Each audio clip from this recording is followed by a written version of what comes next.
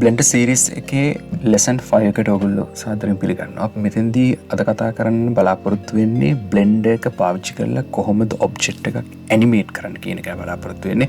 ඔයගොල්ලෝ සීරීස් එකේ 1 to 4 එකේදී අපි කතා කළා බේසික් ෆන්ක්ෂන්ස් කොහොමද ටූල්ස් භාවිත කරන්නේ බ්ලෙන්ඩර් එකේදී කියලා.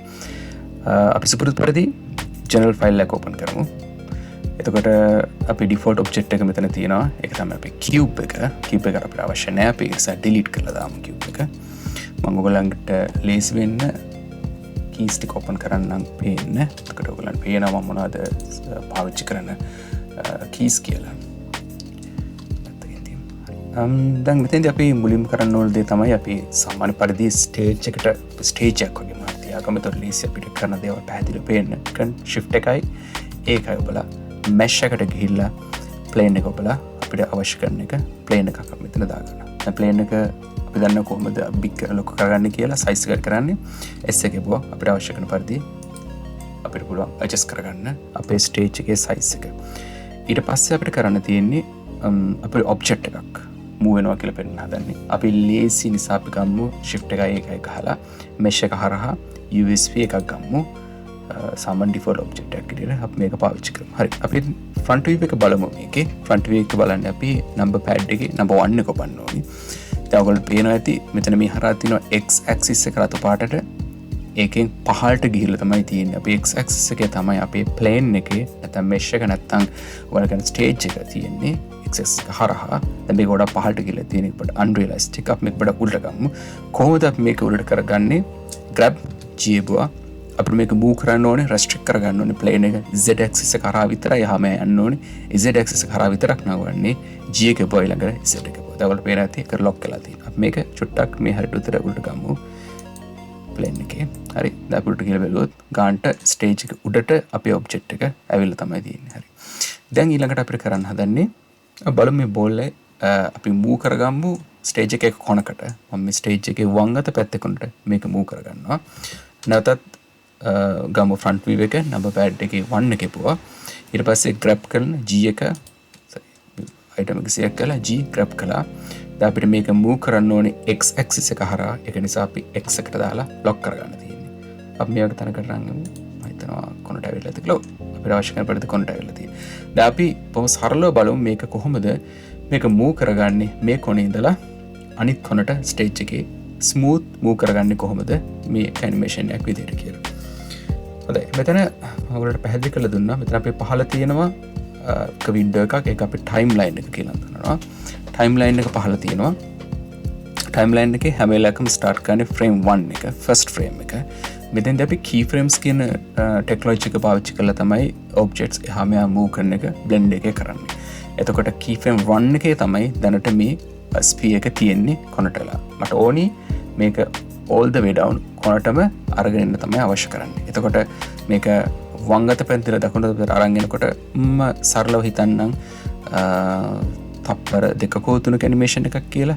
මම මේක FPS එක setup කරලා තියෙනවා. frames per second එක මම හිතන්නේ 24ක් වගේ ප්‍රමාණයකට තමයි setup කරලා තියෙන්නේ. චුට්ටක් මේක ගිහලා බලමු. frame rate එක 24ක් වගේ තියෙන්නේ. තප්පරයකට සාමාන්‍ය frame 24ක ප්‍රමාණයක් වගේ තමයි යන්නේ. ඒ කියන්නේ සාමාන්‍යයෙන් තප්පරයක් කියලා කියන්නේ මේ වගේ කොටස් දෙකක්. මේක කොටහක් කියන්නේ තප්පර භාගයක ප්‍රමාණය කියන්නේ තප්පර භාගයකට ෆ්‍රේම් 12කුත් එක තප්පරයකට ෆ්‍රේම් 24ක් දක්වා තමයි ඇවිල්ලා තියෙන්නේ.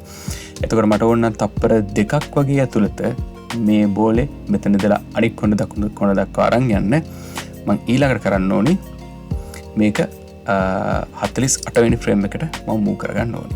මම දැන් 48 වෙනි ෆ්‍රේම් එකේ තමයි ඉන්නේ. දැන් 48 වෙනි ෆ්‍රේම් එක එනකොට මේ ස්පියර් එක වම් අත පැත්තේලා දකුණු අත පැත්තට එන්න ඕනේ. පළවෙනි දේ කරන්න ඕනේ ෆ්‍රේම් 1 එකට ආපහු ගිහිල්ලා මේ ඔබ්ජෙක්ට් එක සිලෙක්ට් කරලා දැන් තියෙන්නේ ෆ්‍රේම් 1 එකේ ඉන්නේ. අපි මෙතෙන්ට key frame එකක් දාගන්නවා. key frame එකක් දාගන්නකොට shortcut එක key frame K කියන එක බලන්න ඕනේ. ඊට පස්සේ අපිට අවශ්‍ය කරන්නේ මේකේ location එක මෙතෙන්ට stamp කරගන්න ඕනේ. location එක ඔයගොල්ලන් register කරගන්න මේ location කියන බටන එක බලන්න. එතකොට ඔයගොල්ලන්ට පේනවා ඇති ඔයගොල්ලන්ගේ viewport එකේ උඩින්ම කහ පාටින් sphere collection එකේ කහ පාටින් number 1 කියලා පෙන්නනවා. ඒ කියන්නේ මේ sphere එක මේ key frame number 1 එකේදී number 1 frame එකේදී key frame එකක් විදිහට තමයි register වෙලා තියෙන්නේ. ඒක නිසා තමයි මේක මේ කහ පාටට පෙන්වන්නේ. හරි. දැන් අපිට ඕන අවශ්‍ය කරන්නේ තප්පර දෙකක්. ඒ කියන්නේ frame 48කදී මේ stage එකේ කොනට යන්න. ඊළඟට අපි කරන්න ඕනේ මේක අපි මූව් කරමු 48 වෙනි ෆ්‍රේම් එකට. ආසන්න වශයෙන් එක හැම වෙනකොට ගැටලුවක් නැහැ. ඊට පස්සේ අපි ෆ්‍රන්ට් view එකට යමු අපහු. අපිට දැන් මේක මූව් කරගන්න ඕනේ grab එක G එක ඔබලා ඊට පස්සේ අපිට x axis කරා තමයි මේක move කරගන්න ඕනේ. දැන් අපි චුට්ටක් බලමු. අප අපි side view එකට ගිහලා බලමු. හරි. දැන් අපිට කරන්න grab එක එවුවා x එක ඔබලා මේක x axis එකට block කරගෙන අපි මේක මේ වගේ තැනකට කොනකට අරන් යමු. අරගෙන ආවට පස්සේ හොඳට මතක තියාගන්න බලන්න නැවත ටයිම් ෆ්‍රේම් එකේ ඔගොල්ලෝ ඉන්නේ ඔගොල්ලන්ට අවශ්‍ය කරන බ්ලොක් එකේද ෆ්‍රේම් එකේද ඔගොල්ලෝ ඉන්නේ කියලා මට ඒක පේනවා 48 කියලා. දැන් මේක තමයි මගේ අලුත් ලොකේෂන් එක. මේ ඔබ්ජෙක්ට් එක සිලෙක්ට් කරලා තියෙන්නේ නැති. ඔබ්ජෙක්ට් සිලෙක්ට් කළාට පේන්නේ නැති කහ පාට සර්කල් එකක් පේනවා. ඒ කියන්නේ දැන් මේ ඔබ්ජෙක්ට් එක සිලෙක්ට් කරලා තියෙන්නේ. ඔබ්ජෙක්ට් එක සිලෙක්ට් කරලා තියෙන වෙලාවේ නැවත කී එක ඔබලා ලොකේෂන් එක ක්ලික් කරලා මට පුළුවන් අලුතින් කී ෆ්‍රේම් එකක් දාගන්න. දැන් කී ෆ්‍රේම් දෙකක් ඔයගලන්ට පේනවා ඇති. අපේ ෆ්‍රේම් එකේ මේක පේන වින්ඩෝ එකේ කී ෆ්‍රේම් දෙකක් එකක් 1 එකේ තියෙනවා අනිත් එක 48 තියෙනවා. දැන් ඔයගලන්ට බලන්න පුළුවන් මේක ඇනිමේට් කරලා ප්ලේ කරලා බලන්න පුළුවන් ඇත්තටම මේක ස්පීඩ් එක වම් ඉඳලා දකුණට යනවාද කියලා.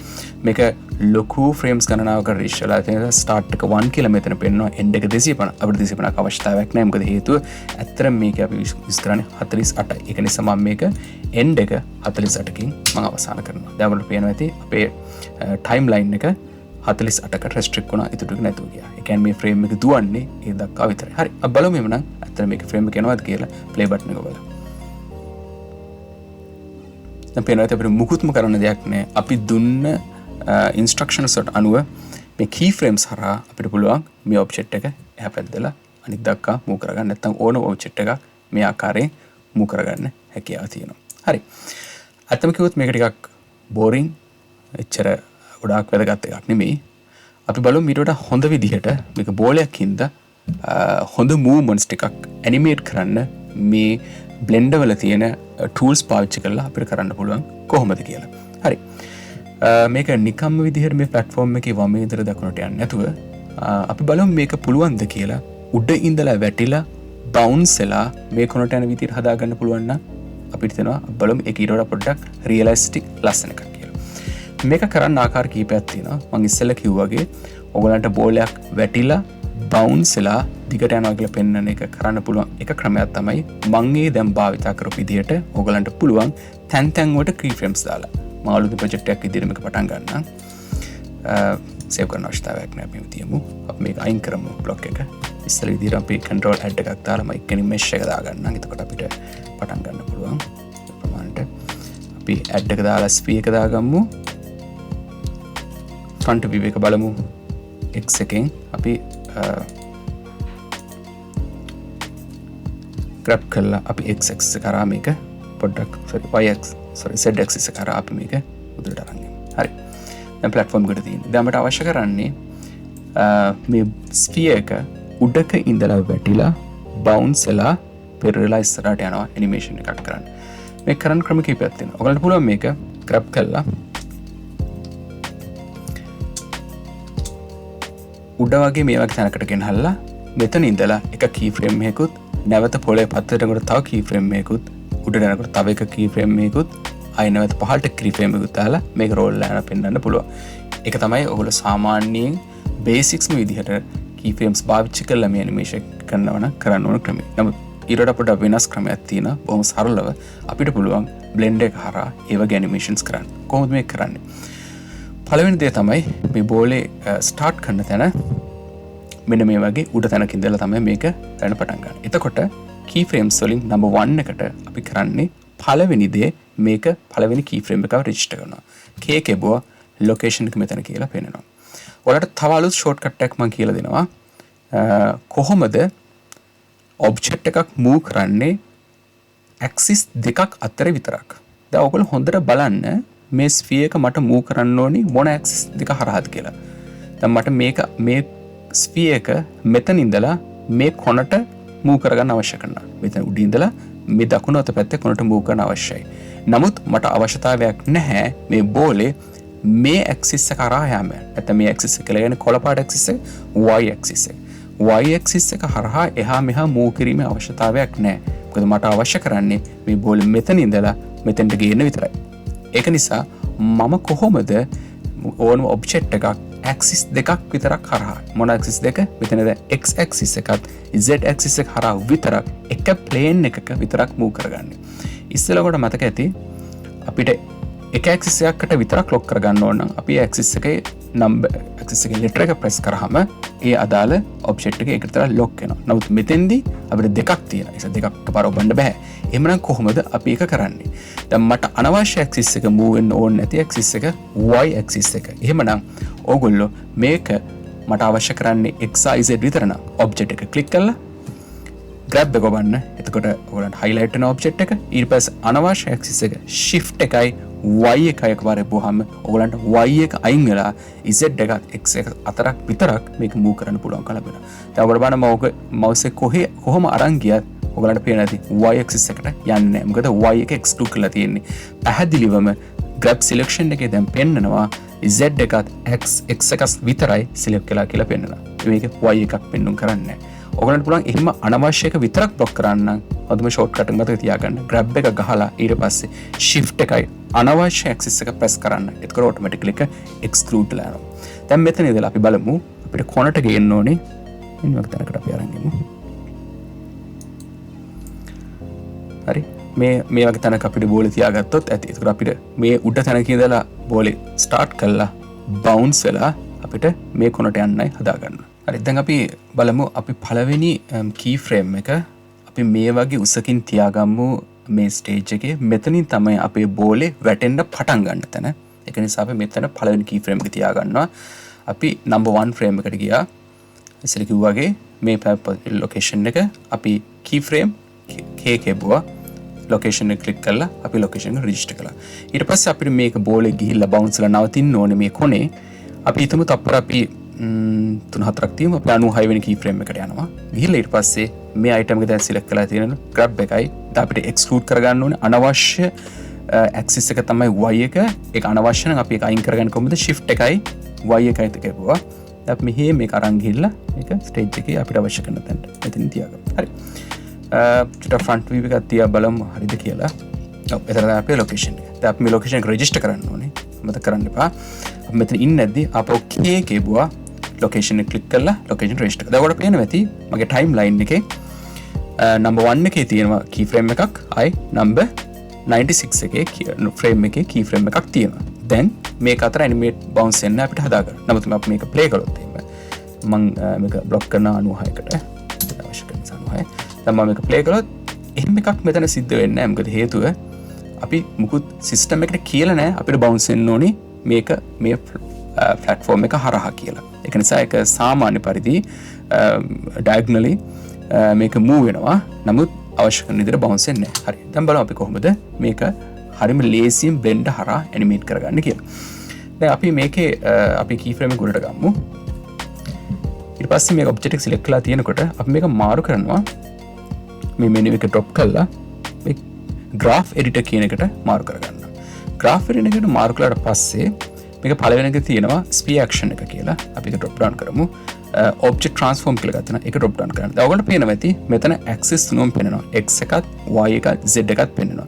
මේවට වෙනම colors තුනක් තියෙනවා. colors වෙනස් වෙන්නේ නැහැ. මම ඉස්සෙල්ලා කිව්වා වගේ. නැවත කියන්න x එක රතු එක, y එකට green එක, z axis එකට blue color එක තමයි තියෙන්නේ. මේ colors වලින් පෙන්වන්නේ එක එක colors වලදී ඒවා move වෙන්නේ කොහොමද කියලා මේක animation එක මේ තමයි පෙන්වන්නේ. මේක එක පාට දකවුවා ඔයගොල්ලන්ට ලොකු දෙයක් වගේ තේරෙනවා. නමුත් එහෙම එච්චර ලොකුවට බය වෙන්න දෙයක් නැහැ.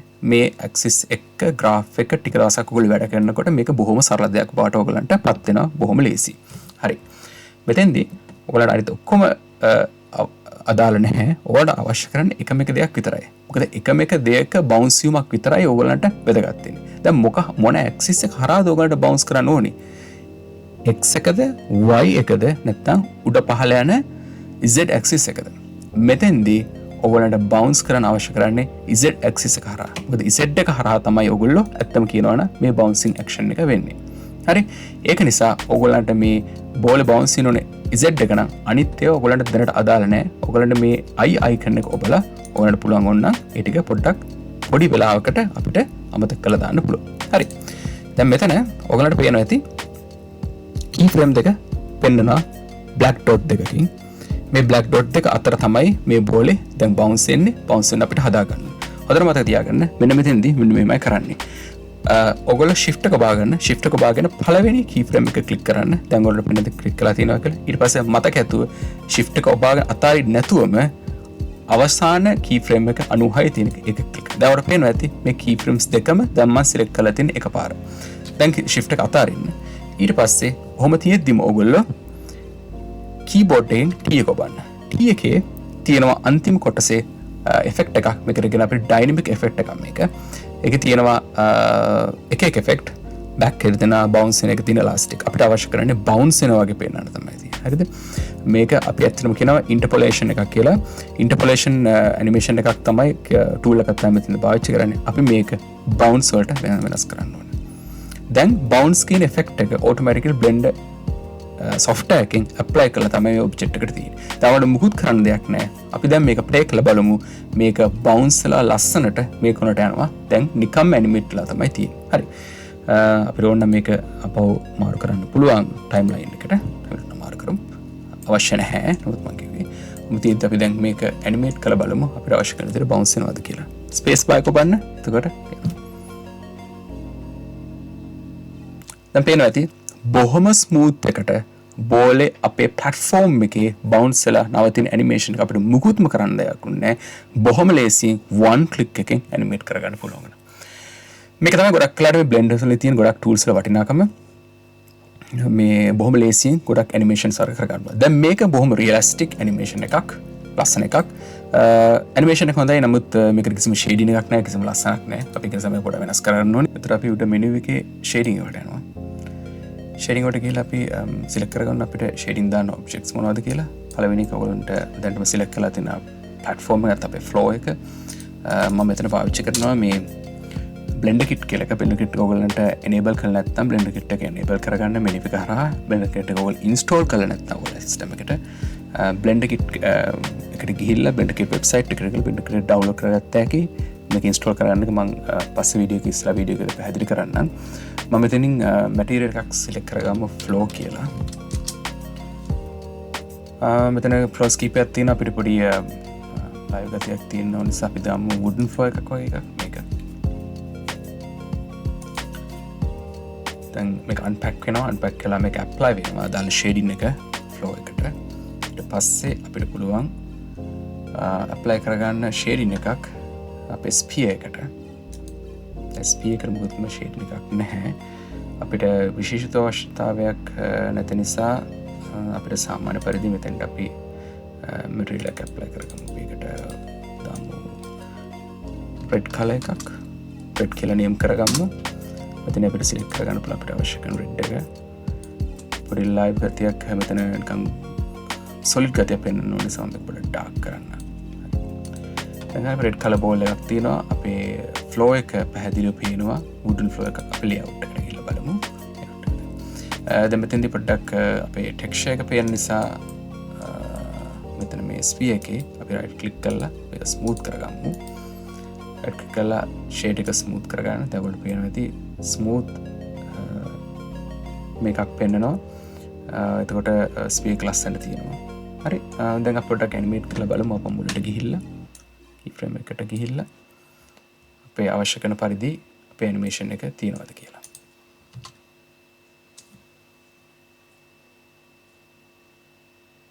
හරි. මේක චුට්ටක් fast වෙනවා. ඔයගොල්ලෝ render කළා නම් මොකද තප්පර කීපයක් අතරතුර විතරයි මේක සිද්ධ වෙන්නේ. ඔයගොල්ලන්ට පේනවා ඇති මේක රතු පාටට frames per second එක පෙන්නනවා. එකකින් කියවෙන්නේ මේ රතු පාටින් FPS එක පෙන්වන්නේ actual animation එකේ ස්පීඩ් එකට වඩා අඩුවෙන් තමයි ඔයගොල්ලන්ට මේක පෙන්වන්නේ කියලා. ඒකට ගොඩක් හේතු තියෙනවා. ඔයගොල්ලෝ කම්පියුටින් ස්පීඩ් එක බලපානවා, අදාළ ටෙක්ස්චර්ස් ටික බලපානවා. ඒ වගේ හේතු නිසා මේක අඩුවෙන් පෙන්වනවා. ඔයගොල්ලන්ට පේනවා රෙඩ් කලර් එක පෙන්වන්නේ. ඒකෙන් කියන්නේ ස්පීඩ් එක අඩුවෙන් තමයි යන්නේ කියලා. ඔයගොල්ලෝ ඇත්තට මේකට රෙන්ඩර් කළා නම් ඔක වඩා හොඳ වීඩියෝ එකක් ඔයගොල්ලන්ට බලා ගන්න පුළුවන්. මම රෙන්ඩර් කරනට මගේ අන්තිම වීඩියෝ එක මම පෙන්වලා තියෙනවා lesson 4 එකේ. හරි මේ විදිහට තමයි ඔයගොල්ලන්ට ඇනිමේෂන් එකක් කරගන්න පුළුවන් ඔබ්ජෙක්ට් එකක් නැත්නම් බවුන්සින් බෝල් එකක් වගේ හදාගන්න. මේ විදිහට අපි මේක භාවිත කරලා අපි ඉස්සරහට බලමු කොහොමද අනෙක් key frames පාවිච්චි කරන්නේ, size එක වෙනස් වෙනකොට කොහොමද පාවිච්චි කරන්නේ, රොටේට් කරනකොට එක පාවිච්චි කරන්න කොහොමද සහ මිට වඩා පොඩ්ඩක් ඇඩ්වාන්ස් ඇනිමේෂන් එකක් අපි ඊළඟ වීඩියෝ එකේදී හදමු.